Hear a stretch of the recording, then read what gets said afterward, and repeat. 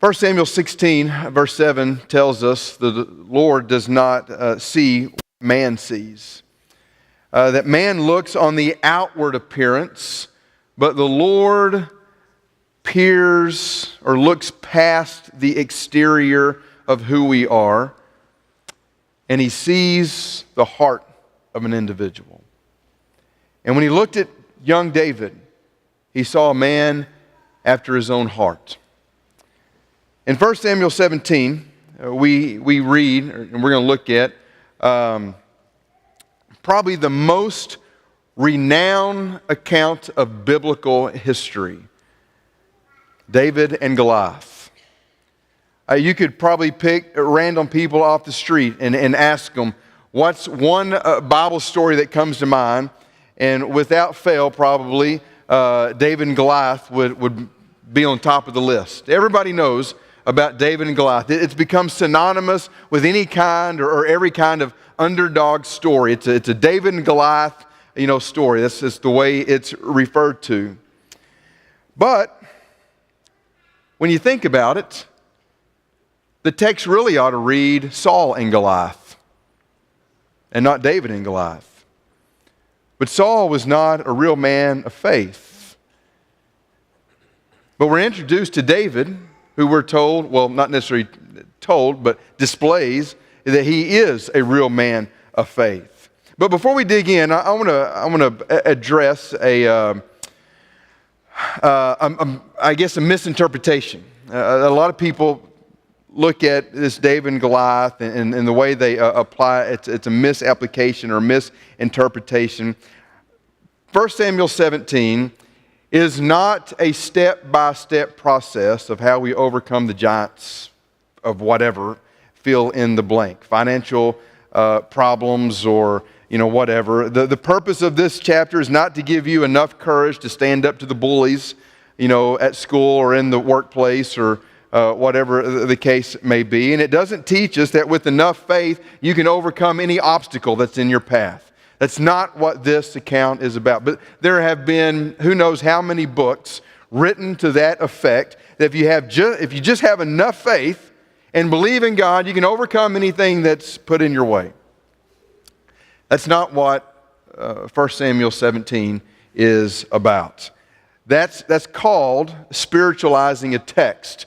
And spiritualizing a text is that you look for a spiritual application that's not found within the text, and you apply it, across the board to your life. It's an application that God has not intended to be applied in your life. So, few biblical narratives capture the imagination of readers like the account of David and Goliath. In this account, David, a young man, does what no other Israelite soldier, and matter of fact, what the king is not willing to do, and that is to face this giant Goliath in a fight to the death. You think about it, that's something else.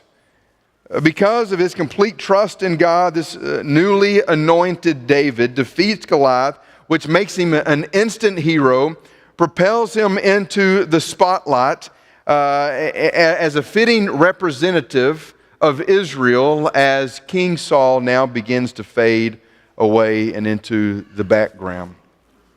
So I want to look at the text this evening. 1 Samuel chapter 17, verses 1 through 11, we read about Goliath's challenge. The author roots this account in real historical places. In the first 4 verses, we read about 4 historical cities and the valley of Elah. And this account, because of that, this is not mythical. This is not allegorical. There's not any reason to believe it any other way than the way the author has written it for us and has preserved, and the Spirit has preserved it for us up to this day. It happened exactly the way that the author has recorded it. You can visit this site today. You can go, now we don't know exactly where the battle took place, but when you look at and map out the cities, you know where the valley is, you can be and go and visit the very near location in the vicinity of where David defeated Goliath. You can go there today. And so the author tells us that the Philistines were camped in or within the borders of Israel. They were somewhere that they shouldn't have been or weren't supposed to be. And the Philistines were on the south side of the valley, probably kind of up on the ridge. And we're told the Israelites then were on the north side, opposite of the Philistines. And so the stage is set. And now in verse 4, it says, a champion of the Philistines named Goliath came out and challenged Israel, the armies of Israel. That word champion, it means a man between the two. And it refers to an individual that would come down into the valley in between the two battle lines, both sides, and was willing to fight the battle. This champion was a monstrously impressive man. If we measure with what the text says, somewhere around 9 feet, 9 inches tall. The Philistine champion wore 126 pounds of armor, and his spear, he wielded a spear with a 15-pound iron head. Can you imagine throwing a spear with a bowling ball on the end of it? I mean, just think about how heavy that is. Impressive. But we're told in the previous chapter that the Lord does not look at what? The Lord doesn't look on the outward appearance. He doesn't look at the stature of a man. The Lord looks into the heart. And so I think, what did the Lord see when he looked at Goliath? He looked past the height, the weight, and how big and perhaps burly he was. He didn't see those things. He looked at the heart of Goliath. And what did he see? Well, every morning and evening, Goliath would make his way down into the valley, and he would taunt the armies of Israel. And this is what he would shout to them, verses 8 through 10. He stood and shouted to the ranks of Israel, "Why have you come out to draw up for battle? Am I not a Philistine, and are you not the servants of Saul? Choose a man for yourselves and let him come down to me. If he's able to fight with me and kill me, then we will be your servants." It should be, the idea there is slaves more than it is servants. "But if I prevail against him and kill him, then you shall be our slaves and serve us." And the Philistines said, "I defy the ranks of Israel this day. Give me a man that we may fight together." That's the idea of fighting to the death.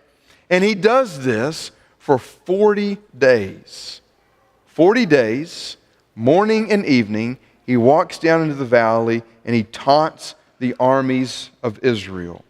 And when Saul, we're told in verse 11, and when Saul and his army, King Saul, the leader, when King Saul and his armies heard this, and not just hearing it, but they see this monstrous man down there yelling at them and taunting them, we're told that they were filled with terror and dread. They were scared for their lives. I want to make a few observations in these first 11 verses. First, if you remember back earlier in the book, Israel wants a king. Do you remember why they wanted a king? They wanted a king who would fight their battles. What's Saul doing? Not me. I'm not the man for this job. They wanted a king who would fight their battles, but here Saul is not doing this. Second, Saul, although not 9 feet tall, do you remember how the Bible describes him? He was head and shoulders above every other man in Israel. And so here we have the giant of Israel who's unwilling to fight the giant of the Philistines, but was appointed as king to fight their battles. You see anything wrong with this picture? Everything's wrong with this picture. The shepherd of Israel is unwilling to protect the sheep. Why is he so scared? Why do you think Saul is so scared? Well, in the previous chapter, verses 13 and 14, we're told that the Spirit of the Lord departed from Saul and rushed upon who? David. And so it's no coincidence that in the very next verse, verse 12, we are introduced to David again. We're introduced to him in chapter 16, but we really don't know a lot about him except that he's the youngest or the smallest of Jesse's sons, and he's short stature, but he's good looking, so there's kind of a comparison but contrast with him and Saul, and he's anointed to be the next king. That's all we really know about him. And then he's a man after God's own heart. You don't want to leave that out of there. But it's no coincidence that the very next verse we're introduced to David. It says, now David was the son of Jesse. Saul is given more than enough opportunities to go out and fight this giant and shepherd Israel and take down Goliath. But now God providentially brings David on the scene, who is the smallest of Jesse's sons that we're told. The author is really, if you pay attention, he's making some comparisons and some contrast in our characters here. And when I say characters, I don't, not make-believe. These are real people, but you understand what I'm saying, the individuals that we're talking about. Jesse's three oldest sons, they are enlisted in the army, so they're there with King Saul. They've been there for this whole 40 days and 40 nights as Goliath has been taunting the armies of Israel. And so Jesse sends David to go and take food to his three brothers that are enlisted in the army, and to take some food to their commander.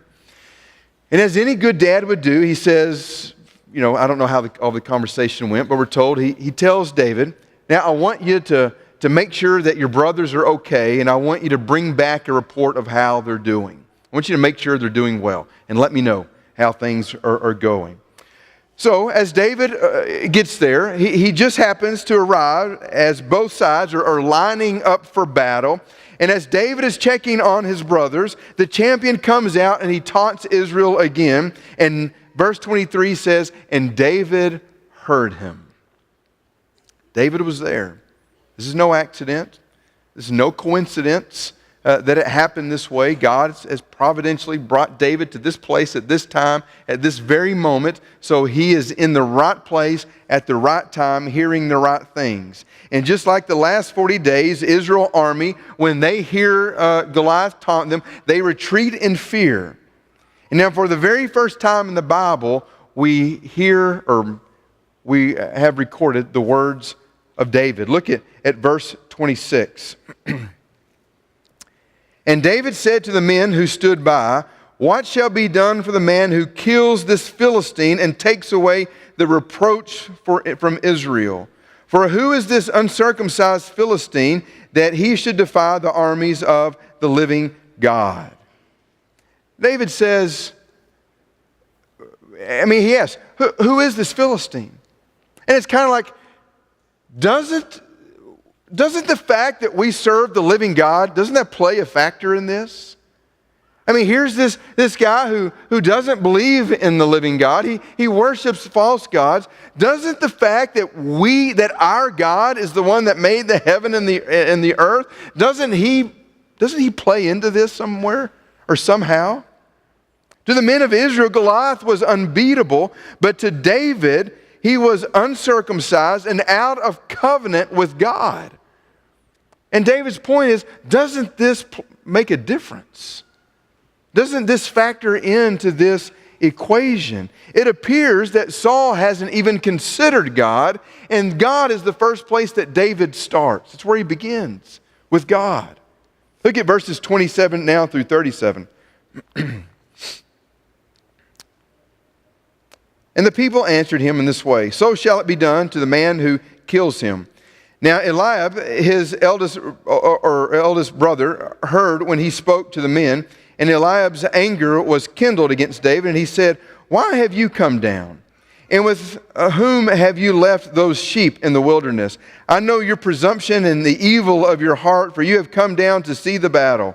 And David said, what have I done now? Was it not but a word? And he turned away from him and toward another and spoke in the same way. And the people answered him again as before.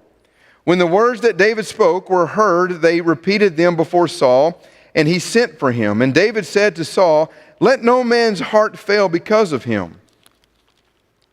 Your servant will go and fight this Philistine." And Saul said to David, "You are not able to go against this Philistine to fight with him, for you are but a youth, and he's been a man of war or a soldier from his youth." But David said to Saul, "Your servant used to keep sheep for his father, and when there came a lion or a bear and took a lamb from the flock, I went after him and struck him and delivered it out of his mouth. And if he arose against me, I caught him by his beard and struck him and killed him. Your servant has struck down both lions and bears, and this uncircumcised Philistine shall be like one of them, for he has defied the armies of the living God." And David said, "The Lord who delivered me from the paw of the lion and from the paw of the bear will deliver me from the hand of this Philistine." And Saul said to David, "Go, and the Lord be with you." Before David even goes out on the battlefield to face the giant of the Philistines, he faces two other giants. Both Saul and Eliab are both described as being very tall in their stature, and they both ridicule him about wanting to go out and fight this Philistine. So he faces two giants on his own team before he goes out and faces the giant Goliath. And then verses 38 and 39 say, "Then Saul clothed David with his armor. He put a helmet of bronze on his head and clothed him with a coat of mail. And David strapped his sword over his armor, and he tried in vain to go, for he had not tested them. Then David said to Saul, 'I cannot go with these, for I have not tested them.' So David put them off." Saul takes off his armor. He puts it on David, almost as if he's saying, "David, now you're the king. You go fight the battle for our people." And so David has this armor on. I kind of picture it as being, it doesn't fit him just correctly. Besides that, he's never fought in a battle with this armor. He doesn't know if it's reliable. It hasn't been tested. And so he says, "I can't rely on this armor. I'm going to take it off, and I'm going to go into battle with someone I know is reliable. The Lord. The one who's always protected me. The one who's always delivered me from the mouth of the lion and the bear. He's been faithful to me. I will go into battle with him." And so David goes into the battle with the Lord on his side. David takes his staff. He picks up 5 stones from the brook as he walks down into the valley. He puts them in his pouch, and with his sling in his hand, he approaches Goliath. And as we read the text, Goliath feels insulted by this whole scenario. Here's this small, young man, not even dressed in armor, not even the weapons of a soldier, walks out to battle this giant man, this monster of a man, suited up, ready and prepared for battle, and he's insulted by it. Listen to the conversation between David and Goliath. Let's look at verses 43 through 47. "And the Philistine said to David, 'Am I a dog that you come to me with sticks?' And the Philistine cursed David by his gods. The Philistine said to David, 'Come to me, and I will give your flesh to the birds of the air and to the beasts of the field.' And then David said to the Philistine," this is where it gets good, "You come to me with a sword and with a spear and with a javelin, but I come to you in the name of the Lord of hosts, the God of the armies of Israel, whom you have defied. This day the Lord will deliver you into my hand, and I will strike you down and cut off your head." He doesn't even have a sword, and he's saying this. "And I will give the dead bodies of the host of the Philistines this day to the birds of the air and to the wild beasts of the earth, that all the earth will know that there is a God in Israel, and that all this assembly may know that the Lord saves not with sword and spear, for the battle is the Lord's, and he will give you into my hand." Just like the Lord said, man, in this case Goliath, looks on the outward appearance, but the Lord looks at the heart. David looks at this young man and says, "This battle's even over before it began." But he doesn't have the ability of what the Lord has to look into his heart and see the faith that David has. And so Goliath makes the first move. David runs towards him, puts a stone in his sling, launches it towards Goliath, sinks it in his forehead, and Goliath falls face first into the ground. And David grabs Goliath's sword and cuts off his head. The whole picture takes us back to 1 Samuel 5, where the God of Israel causes Dagon, the god of the Philistines, to fall before the ark, and his head is severed off along with his hands.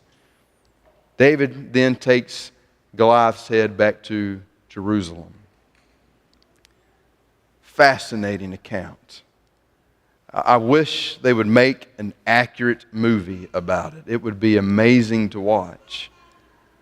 But the faith displayed by David, and we have to ask and look for what's being taught here. The story of David and Goliath, it's not about God's ability to defeat the giants in our life of depression or financial problems or fear or, etc., fill in the blank, whatever it may be. In these great Bible narratives, we have the tendency to read ourselves in the story as the hero. That's incorrect. We're never the hero in the story. The Bible is about Jesus.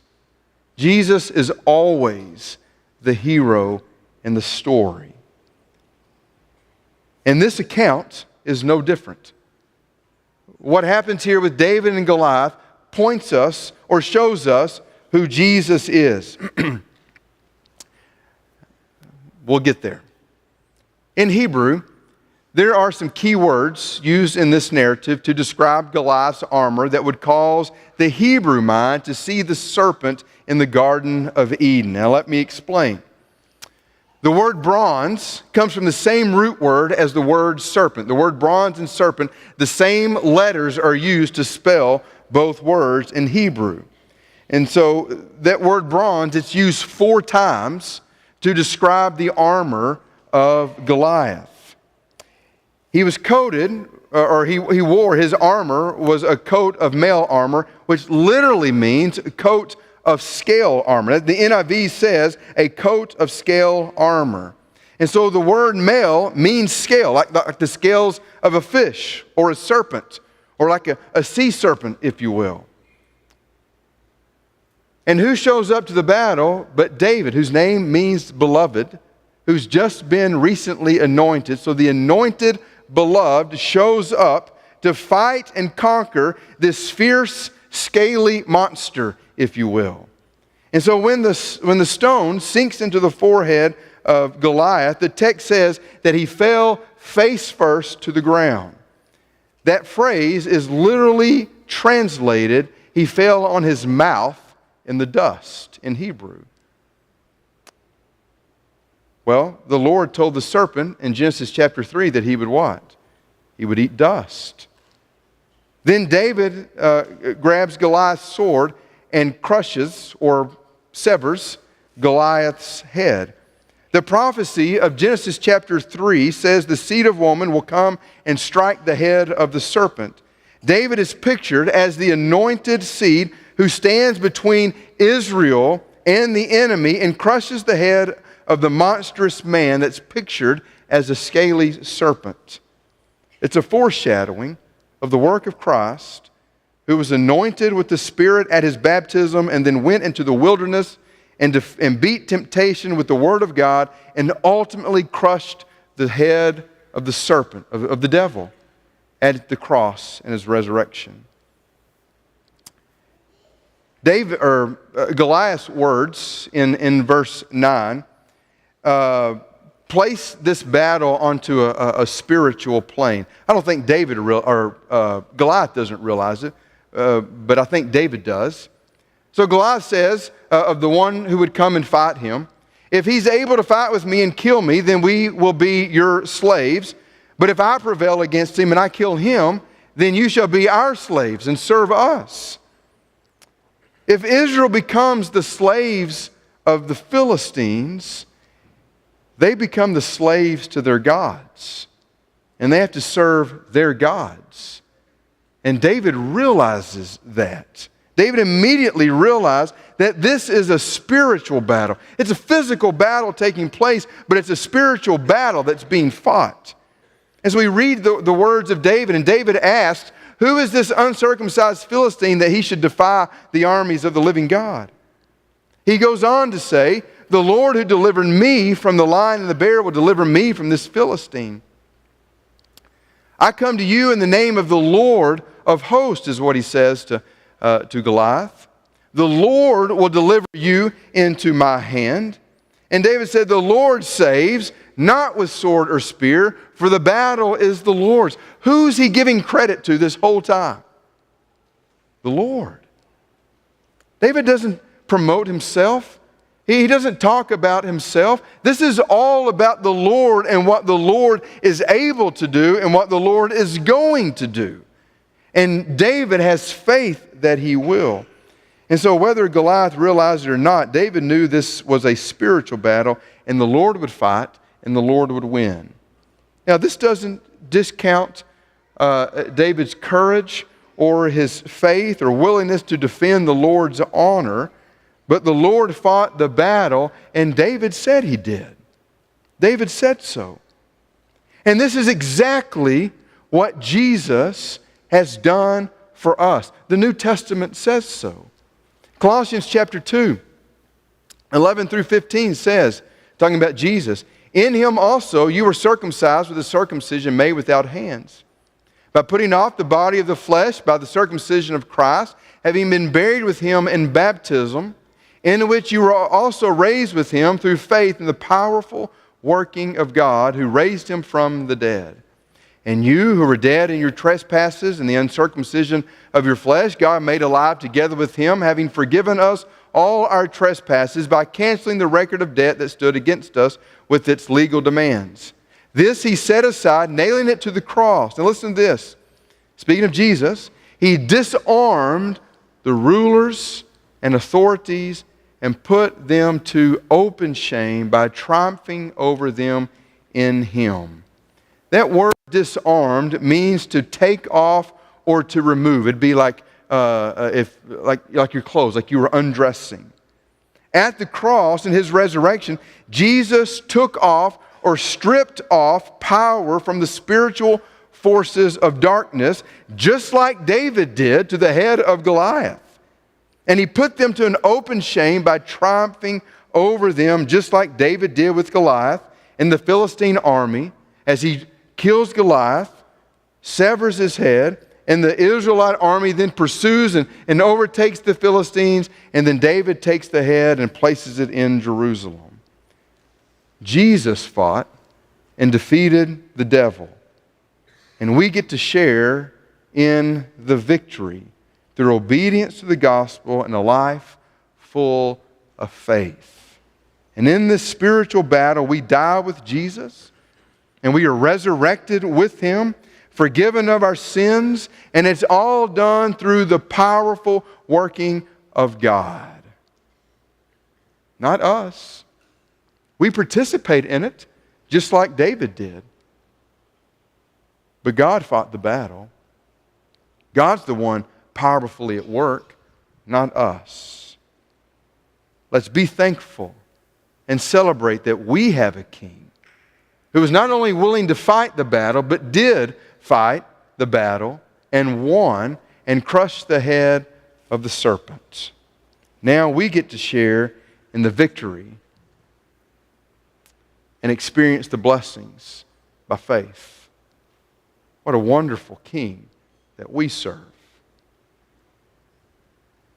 David and Goliath, although it's a story of an underdog, if you will, it's not a step-by-step process of how to conquer the giants in our life.